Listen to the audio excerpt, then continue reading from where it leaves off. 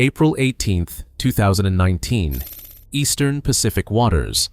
A cocaine-loaded submarine worth $165 million opened fire on United States Coast Guard forces. The smugglers made one fatal mistake. They challenged American naval power. What happened next proved why the Coast Guard's Legend-class cutter dominates the maritime battlefield. The narco submarine cut through Pacific swells, 40 feet long, 6 tons of pure cocaine aboard. Street value, $165 million. Only 18 inches of hull visible above water, nearly undetectable. The 4-man crew thought they were invisible. They weren't. 200 miles offshore, Colombian coast behind them, Mexico ahead. They had no idea the USCGC Monroe was hunting.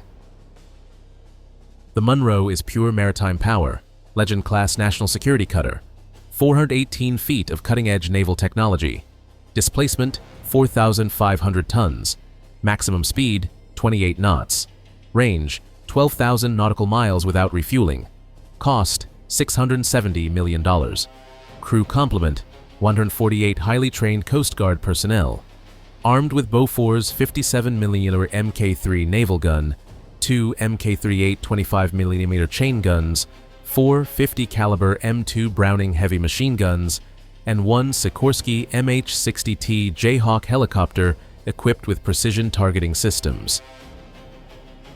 At 1:47 p.m. Pacific Standard Time, the Monroe's AN/SPS-73 surface search radar detected an anomaly. Small contact, 11 knots, profile inconsistent with known vessels. The Combat Information Center officer analyzed the signature. Decision made: deploy aerial reconnaissance. The MH-60T Jayhawk lifted from the flight deck at 1:49 p.m. 2 maritime enforcement specialists aboard, armed, ready. Which weapon system is deadlier in maritime interdiction? A. Attack helicopter.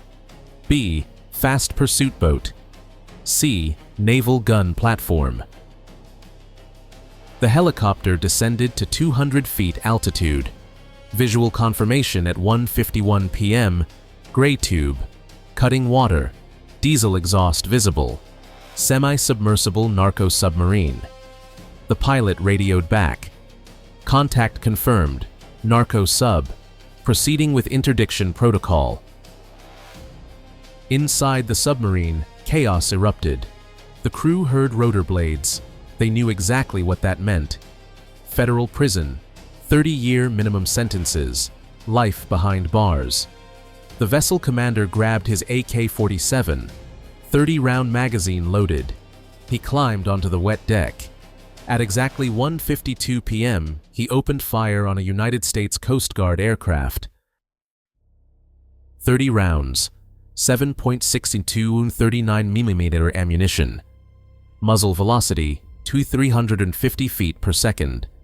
The bullets ripped through air toward the helicopter, missing the cockpit by 6 feet, missing the tail rotor by 3 feet. The pilot executed emergency evasive maneuvers, banking hard left, gaining altitude. The maritime enforcement specialists reported, taking fire, hostile engagement, weapons hot. This was unprecedented. Drug smugglers attacking federal forces. The calculus changed instantly. This wasn't interdiction anymore. This was combat. The Monroe's commanding officer received the report. His response was immediate. General quarters. All hands to battle stations. The 57mm Bofor's gun crew manned their weapon. Fire control radar activated. Rules of engagement updated. Return fire authorized. The Monroe surged forward. Maximum speed. The powerful diesel-electric propulsion system drove the cutter through heavy seas. Bow cutting through 8-foot swells. Spray exploding across the forecastle. Distance closing rapidly. 5 miles, 4 miles, 3 miles. The semi-submersible crew realized escape was impossible. They changed tactics. Stay with me. The next tactical decision changed everything. At 2:03 p.m., the submarine began evasive maneuvers. Sharp turns, zigzag patterns, speed increased to maximum, 12 knots. But the Monroe had technology supremacy. The ship's integrated combat system tracked every movement. Predictive algorithms calculated intercept courses. The vessel's sophisticated radar suite maintained perfect tracking lock. 2 miles separation. The commanding officer made his decision. Deploy the over-the-horizon small boat, 26-foot rigid hull inflatable, twin Mercury 300 horsepower outboard engines, maximum speed 45 knots. Crew, 4-man tactical boarding team, each member equipped with M4A1 carbine, Sig Sauer M18 pistol, ballistic body armor rated level 3A, tactical helmets with integrated communications, and boarding tools. The pursuit boat launched at 2:08 p.m. The twin engines screamed to life. The boat leaped across wave tops, spray flying, speed building, 40 knots, 43 knots, 45 knots, closing distance in seconds, 1 mile, half mile, quarter mile. The boarding team could see the submarine clearly, could see crew movement on deck. But what they didn't know was that the smugglers had activated the scuttling protocol. Valves opened, seawater flooded internal compartments. The submarine's bow dipped, stern rose. The vessel was sinking. Fast. The crew abandoned ship, jumping into the Pacific, swimming away from their cargo, away from $165 million in cocaine. The pursuit boat arrived at 2:11 p.m. The team leader assessed the situation instantly. Submarine sinking, evidence disappearing, time critical. He made a split-second tactical decision. Maritime Enforcement Specialist Brandon Langston jumped from the moving pursuit boat onto the submarine's slippery deck. This is what elite operations look like. Water rushing over the hull, vessel tilting 30 degrees. Langston pounded the hatch. "United States Coast Guard, stop your vessel." His voice carried authority, command presence, absolute determination. The submarine kept sinking. Langston kept pounding, kept commanding. This was one operator refusing to let $165 million in narcotics disappear into 3,000 feet of ocean. How fast can a modern narco submarine sink when scuttled? A. 3 minutes. B. 7 minutes. C. 15 minutes. Answer at the end. At 2:13 p.m., the hatch opened. A smuggler emerged, hands raised, surrendering. Then another. Then a third. Then the fourth. All complying. All captured. But the submarine was still going down. The cocaine was flooding. Evidence preservation became critical. The boarding team executed with precision. They secured the 4 smugglers with flex cuffs, rights read in Spanish. Meanwhile, Langston and another specialist descended into the flooding submarine. Their mission: document everything before the vessel sank completely. They had maybe 4 minutes.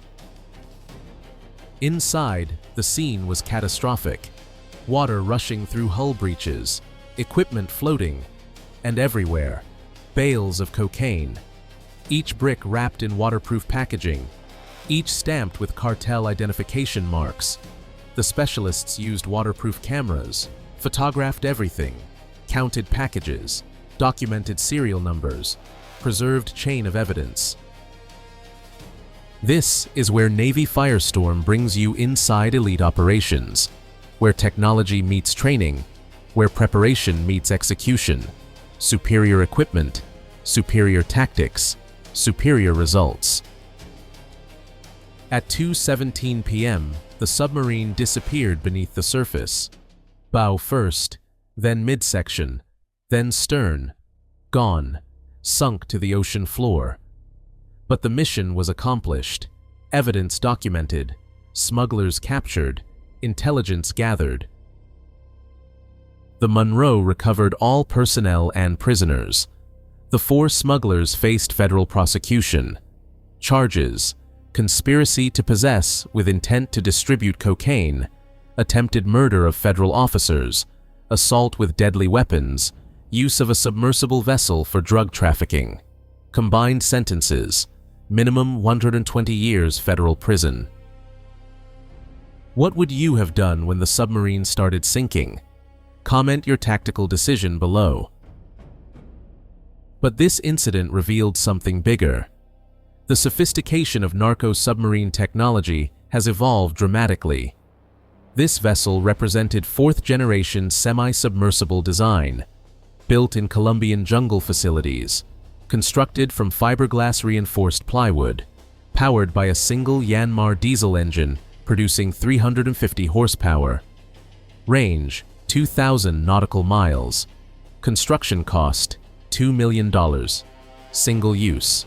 Disposable. Profit margin per successful voyage: $163 million. The cartels employ naval architects, marine engineers, electronics specialists. They've developed sophisticated construction techniques, GPS navigation systems, satellite communications.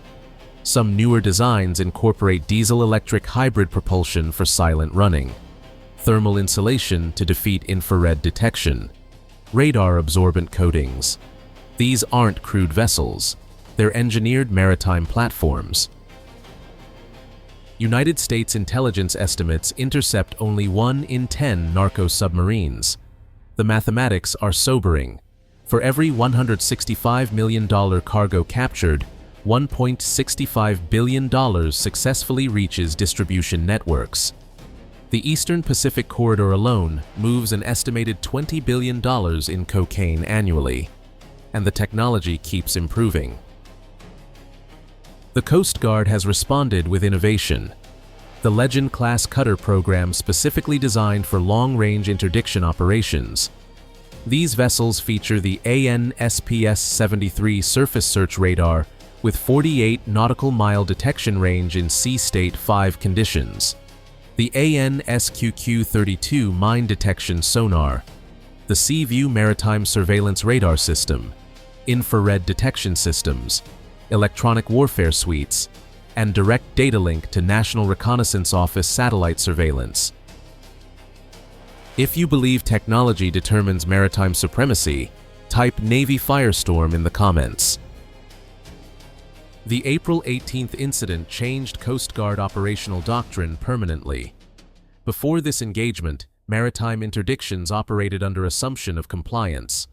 After hostile fire, protocols updated. Every interdiction now treated as potentially hostile. Boarding teams deploy with enhanced firepower. Helicopters maintain greater standoff distance.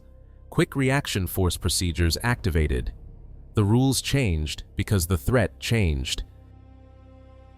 The viral video of Specialist Langston jumping onto the sinking submarine reached 87 million views globally.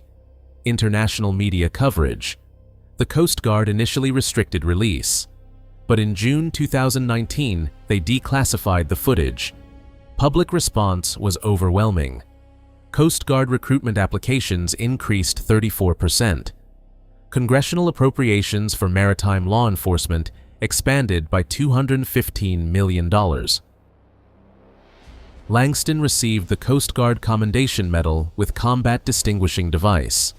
His boarding team received unit citations, but more importantly, the message resonated. American maritime forces will pursue anywhere, will engage hostile threats, will never quit, will always win. The intelligence extracted from the 4 captured smugglers proved invaluable. They revealed cartel operational structure, manufacturing locations deep in Colombian jungle territories, distribution networks spanning 3 continents, financial systems utilizing cryptocurrency and money service businesses. Their testimony enabled 47 additional arrests, asset seizures totaling $890 million. complete dismantling of 3 major trafficking organizations. But the technology race continues. Next-generation narco-submarines are fully submersible, capable of diving to 100 feet depth, completely invisible to surface radar, equipped with GPS autopilot. Some can carry 10 tons of cocaine, worth $300 million per voyage. The cartels invest billions annually in research and development. They hire the best engineers, buy the latest technology, adapt faster than law enforcement can counter. The Coast Guard responds with continuous innovation, enhanced sensor suites, machine learning algorithms analyzing maritime traffic patterns, predictive analytics identifying anomalous vessel behavior, thermal imaging satellites, sonar arrays, underwater autonomous vehicles. This is maritime warfare. Action and reaction, investment and counter-investment, technology versus technology. Quantity or quality in maritime interdiction? Comment Q for quantity or L for quality. The Legend-class cutter program represents quality supremacy. 11 vessels total program. Each costs $670 million. Total fleet value, $7.37 billion. These cutters patrol 3.4 million square miles of ocean. That's 309,000 square miles per vessel. They operate in sea state 7 conditions, maintain 28 knot speeds in 8-foot seas, can remain on station for 60 days without resupply. They are the most capable maritime law enforcement platforms ever built. Each Legend-class cutter features the Mk110 57mm gun system, firing 220 rounds per minute to 9 nautical miles, the advanced low-frequency active sonar for submarine detection, the Sea Fleer 3 electro-optical infrared system, 4 rigid-hull inflatable boats, 1 MH-60T Jayhawk helicopter, medical facilities capable of emergency surgery, detainee holding facilities for 30 prisoners, full communications suite with secure satellite data links. These vessels are floating command centers. The Eastern Pacific remains primary cocaine trafficking corridor. Over 60% of cocaine entering the United States transits this route, from Colombian production facilities to Mexican distribution networks to American streets. The supply chain is sophisticated, compartmentalized, resilient. But every interdiction degrades capability. Every captured kilogram disrupts markets. Every arrested smuggler provides intelligence. The economic mathematics drive cartel behavior. Colombian cocaine production costs $1,500 per kilogram. American street sale price, $28,000 per kilogram. Profit margin, 1,767%. At those numbers, losing 9 submarines to successfully deliver 1 remains profitable. Losing 100 smugglers to move 1,000 kilograms is acceptable business cost. The cartels operate with corporate efficiency. Which technology dominates 2030 maritime interdiction? Autonomous drones, AI surveillance, or hypersonic interception? Comment your prediction. But Coast Guard persistence increases cartel operational costs, forces them into riskier strategies, pushes them toward less efficient methods. Each interdiction matters. Each viral video deters potential smugglers. Each prosecution sends messages. The cumulative effect degrades their networks. The April 18th engagement proved that drug trafficking organizations will use violence when cornered, will fire on federal agents, will engage in armed combat. This reality fundamentally altered Coast Guard training doctrine. Tactical procedures updated, force protection protocols enhanced. Combat readiness became paramount. This is the content Navy Power TV delivers. Deep analysis of elite maritime operations, real tactical breakdowns, true stories of American naval power protecting national security, where cutting-edge technology meets operational excellence, where superior training produces superior results. Quiz answer. A narco submarine can sink in approximately 3 minutes when scuttled, which is why rapid boarding team response is absolutely critical for evidence preservation and suspect capture. The ocean is the front line in modern drug interdiction, not borders, not ports, not streets.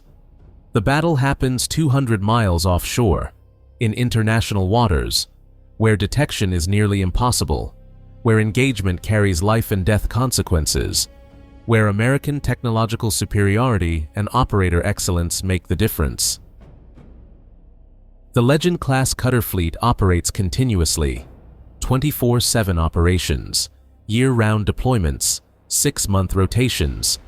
These vessels patrol the vast Pacific, protect American shores, intercept threats before they reach territorial waters, stop billions in narcotics, capture thousands of smugglers, save countless lives from drug addiction and cartel violence. Was this engagement a tactical victory, technological triumph, or both? Leave your analysis in the comments, and while you're there, tell us, what maritime operation should Navy Firestorm cover next? Your engagement shapes our content. Your support makes this possible.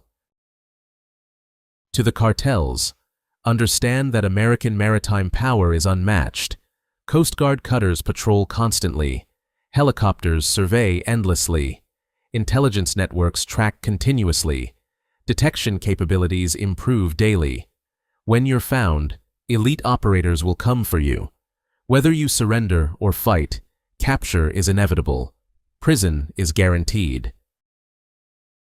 To Americans, understand that warriors protect your shores. They operate in waters you'll never see. Face dangers you'll never know. Risk everything so narcotics don't reach your communities. They don't seek glory. They perform duty. For country. For freedom. For you. The April 18th incident wasn't isolated. It was one engagement in ongoing operations. One battle in continuous warfare. The mission never ends. The threats keep evolving. But American resolve remains constant. Technology keeps advancing. Training keeps improving. Victory keeps coming. If you made it this far, you understand what elite maritime operations demand.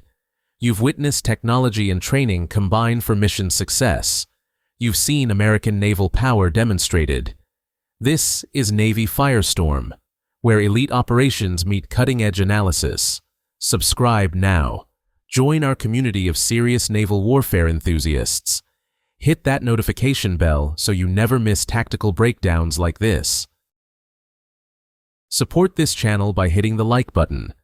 Share this video with someone who needs to understand modern maritime threats. Comment your thoughts on narco submarine technology evolution. Your engagement helps us grow. Your support enables more content. Your passion drives this channel forward. 3 final questions. Which technology dominates future maritime interdiction? Can cartels ever match Coast Guard capabilities? What operation should we analyze next? Drop your answers below. Let's build this community together. The ocean is vast. The mission is endless. But American determination is infinite. Coast Guard operators stand watch constantly, protect borders tirelessly, engage threats fearlessly. So you can live safely. Remember them. Support them. Honor them. Subscribe to Navy Firestorm, where technology meets naval supremacy, where elite operations get the analysis they deserve, where naval power remains unmatched and unstoppable.